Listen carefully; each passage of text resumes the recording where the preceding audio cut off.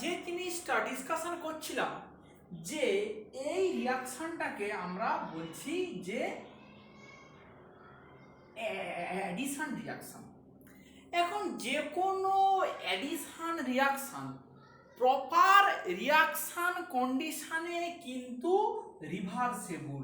Proper reaction কন্ডিশনে reversible, এই টার্মটা important, proper reaction condition.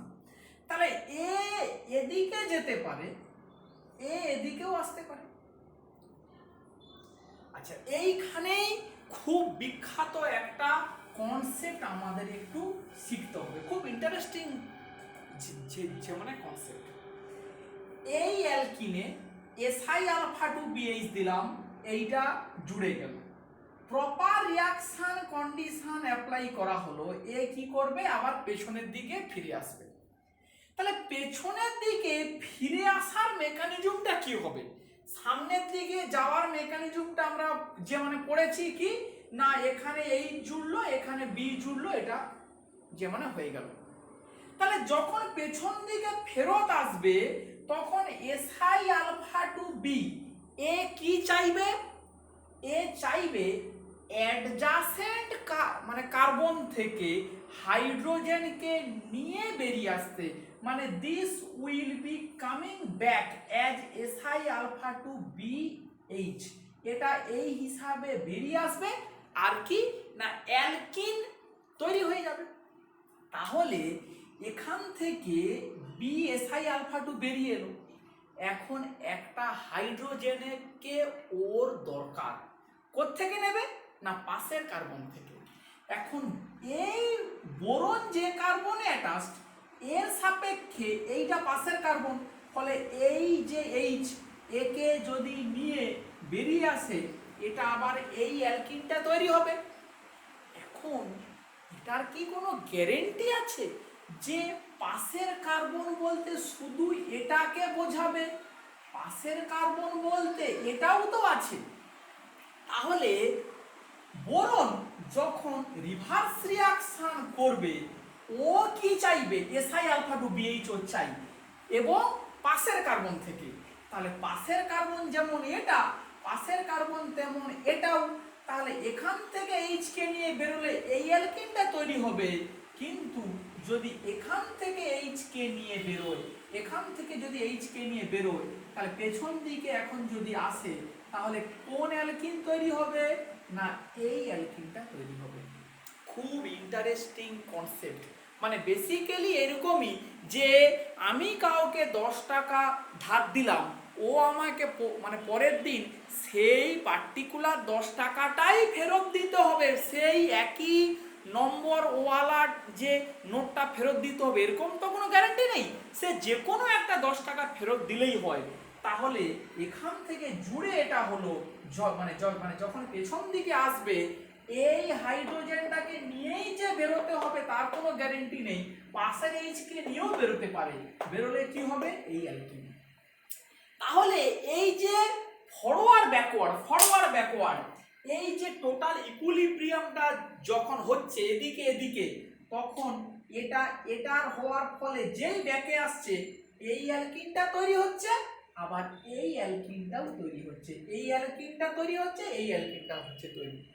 এবারে এরা যখন আবার ফরওয়ার্ডে যাচ্ছে, মানে আবার যখন এসআই আলফা টু বিএইচ এর সাথে করছে রিয়াকশন, এই রিয়াকশন করলে ঠিক এইটাই তৈরি হবে, কিন্তু এই অ্যালকিনটা যখন এসআই আলফা টু বিএইচ এর সাথে বিক্রিয়া করবে তখন এ কিন্তু আনসিমেট্রিক্যাল, তখন এ কিন্তু সিলেক্টিভলি কোন দিকে যাবে না এখানে হাইড্রোজেনকে ঢোকাবে আর এই ধারে BSI alpha to K ঢোকাবে।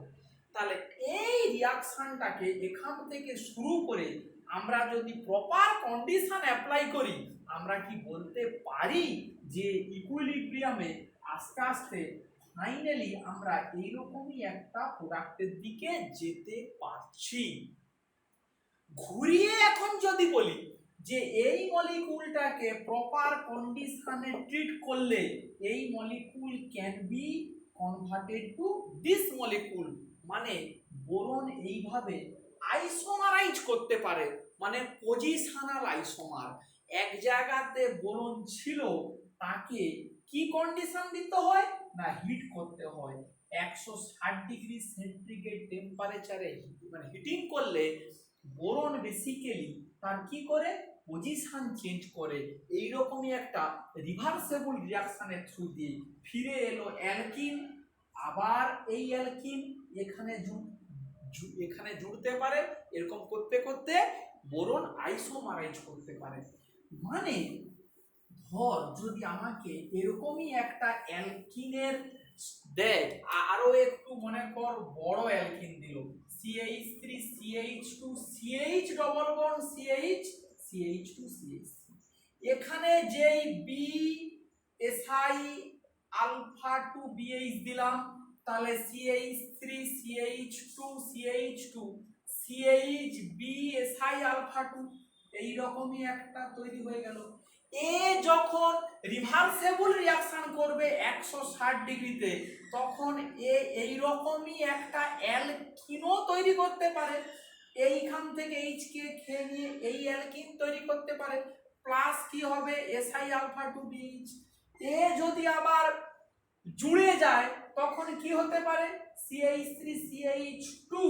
CH2 CHB SI alpha 2 CH3 এ যদি আবার মানে রিভার্সেবল ম্যানারে খুলে যায় তখন কি পাবি CH3 CH2 CH2 CH2 CH double bond CH2 plus SI alpha 2 BH এ যদি আবার জুড়ে যায় কি পাবি finally CH3 CH2 CH2 CH2 CH2 CH2 B SI alpha 2 তাহলে আমরা বলতে পারি এরকমই একটা জায়গাতে বোরন ছিল সে আইসোমারাইজ করে এরকমই একটা টার্মিনাল জায়গাতে বোরনটা চলে গেল জাস্ট কি করতে হয় 160°C টেম্পারেচারে হিট করতে হয় 160 হিটিং করলে this can be converted to this মানে টার্মিনাল জায়গাতে এই বোরনটা চলে গেল তাহলে এই মলিকুলটা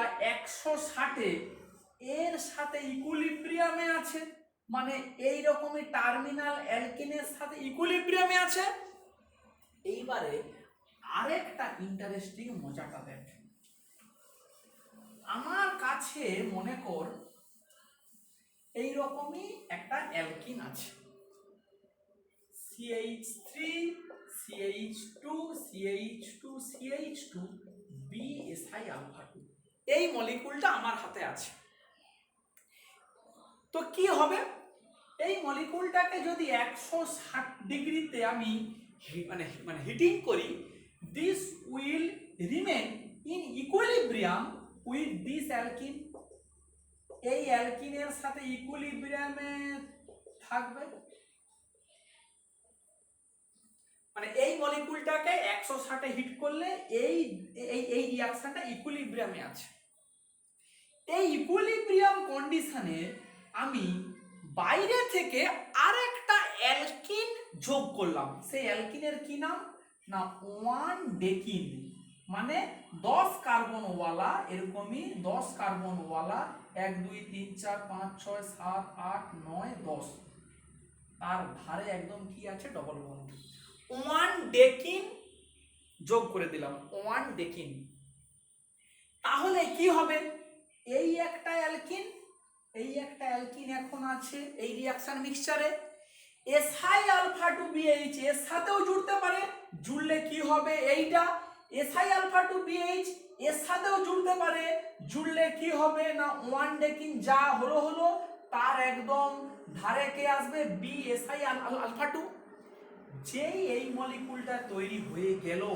ওই 160 ওই যে টেম্পারেচারটা আছে ওই টেম্পারেচারে এই মলিকুলটা ডিস্টিলড হয়ে বেরিয়ে আসে দিস মলিকুল কি হয় না ডিস্টিলড হয়ে বেরিয়ে আসে মানে রিঅ্যাকশন কন্ডিশন থেকে মানে পাতন প্রক্রিয়াতে এই মলিকুলটা বেরিয়ে এলো কে না 1 ডেকিনের সঙ্গে BSI আলফা 2 যেই জুড়ে গেল কি অসাধারণ কেমিস্ট্রির কনসেপ্টটা দেখ আমরা মানে রিঅ্যাকশনটা শুরু করেছি কোথা থেকে না এই মলিকুলটাকে নিয়েছি মানে একটা জায়গাতে বিএসআই আলফা 2 ধারে জুড়ে আছে।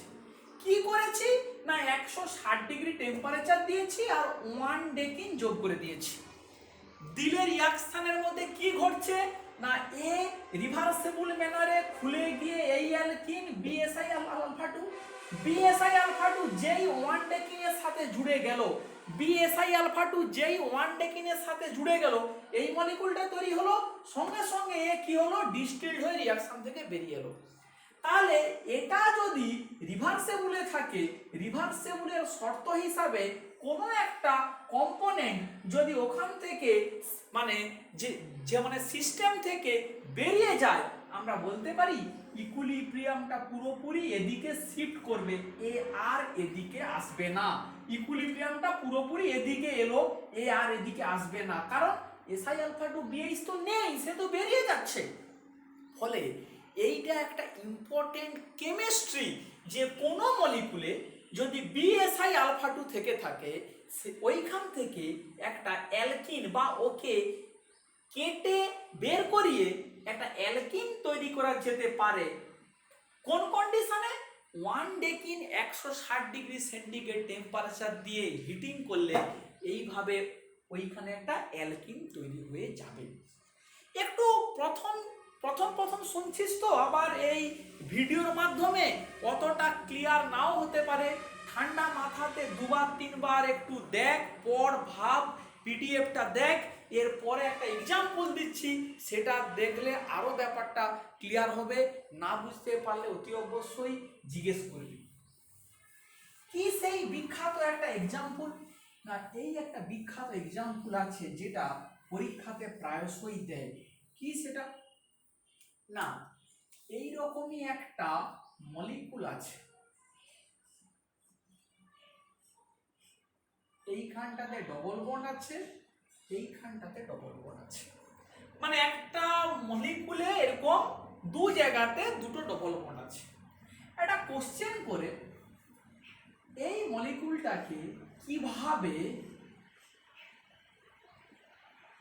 এই মলিকুলে কনভার্ট করতে পারো, হাউ, বা এই মলিকুলটাকে কিভাবে এই মলিকুলে কনভার্ট করতে পারো।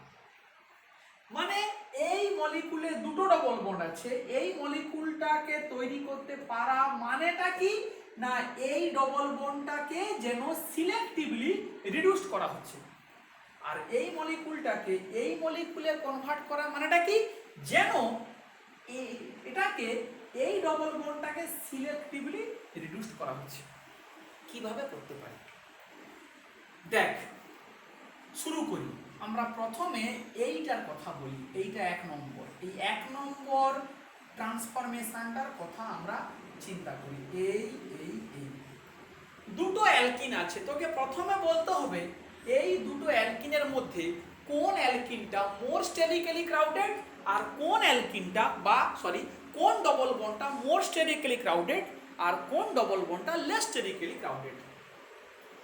এই ডবল বন্ডের একটাই সাবস্টিটিউশন, এই ডবল বন্ডের দুটো সাবস্টিটিউশন, ফলে এটা মোনো সাবস্টিটিউটেড অ্যালকিন, এটা ডাই সাবস্টিটিউটেড অ্যালকিন। তাহলে আমরা জানি di substituted alkene is more sterically hindered. এর উপরে যদি আমরা 1 মোল এসআই আলফা 2 বিএইচ দেই তাহলে কি ঘটবে? এর উপরে কি আমরা দেবো 1 মোল এসআই আলফা 2 বিএইচ। তাহলে যে ডবল বন্ডটা লেস স্টেরিক্যালি হিন্ডার সেখানেই জুড়বে এসআই আলফা 2 বিএইচ, এবং এসআই আলফা 2 বিএইচ জোড়ার কি মেথড হবে? ওই ডবল বন্ডের এই কার্বনে জুড়বে হাইড্রোজেন আর এই কার্বনে জুড়বে বি এসআই আলফা 2। ঠিকঠাক করে কিন্তু লিখতে হবে।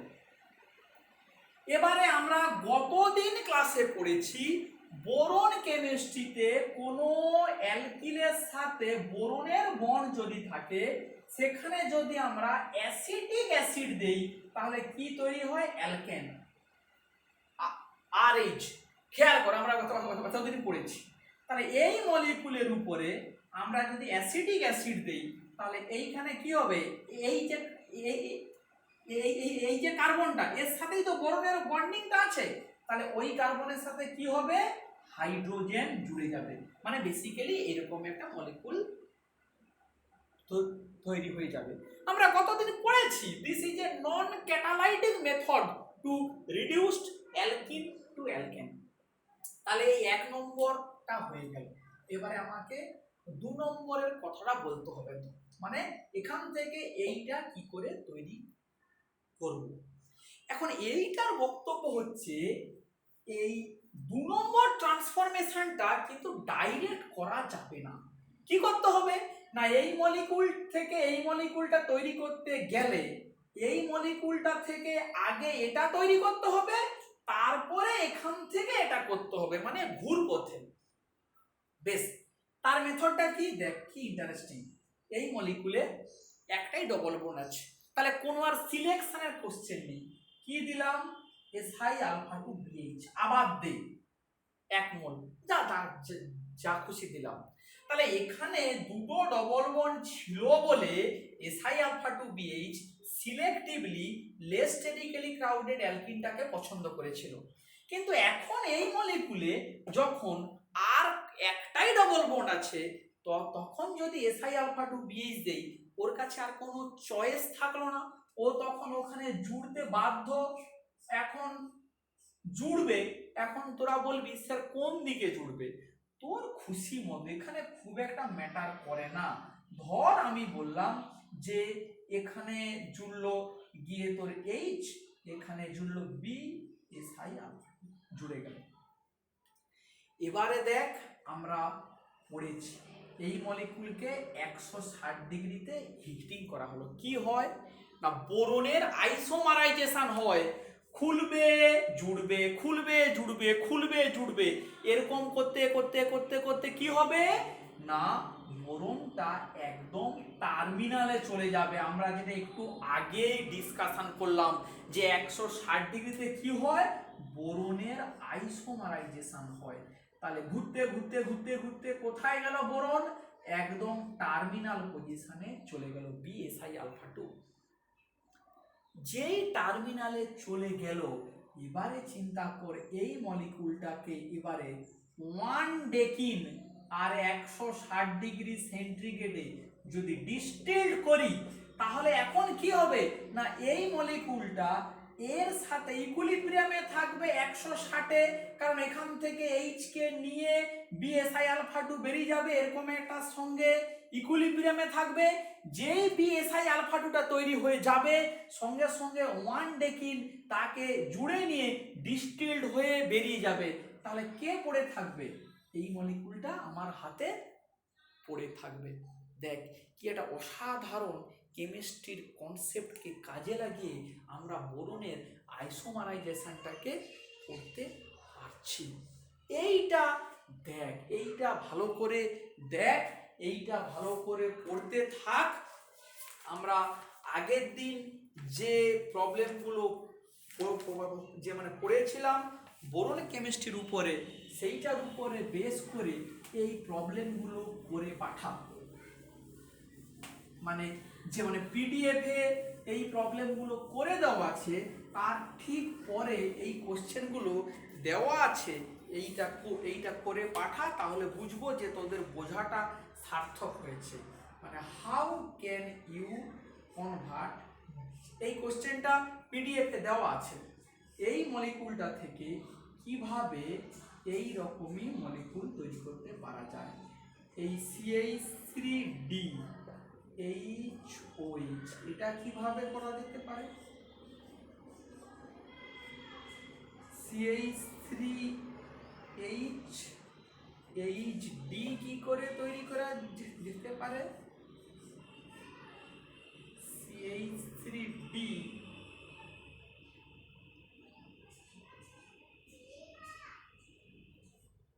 HD এইটা কি করে তৈরি করা যেতে পারে, এইটা একটু ট্রাই কর, পেরে যাবে। ঠিক আছে তো। আর মানে পিডিএফ এর যেখানে এই কোশ্চেনটা দেওয়া আছে, সেই পেজের উপরে দেখবি অনেকগুলো প্রবলেম রিয়েজেন্ট দিয়ে করে দেওয়া আছে, সেটা আগে বুঝবি, বুঝি। আর কোনো জায়গাতে প্রথম বলে পিডিএফে হয়তো BH3 দেওয়া আছে, কোথাও কিন্তু BH3 আর ইউজ করবি না, BH3 জায়গায় কি দিবি SI আলফা টু BH, আর যদি ডয়টোরিয়ামের হয় প্রয়োজন কি দিবি SI আলফা টু BD। এই ধরনের রিএজেন্টগুলো ব্যবহার করবি। বেশ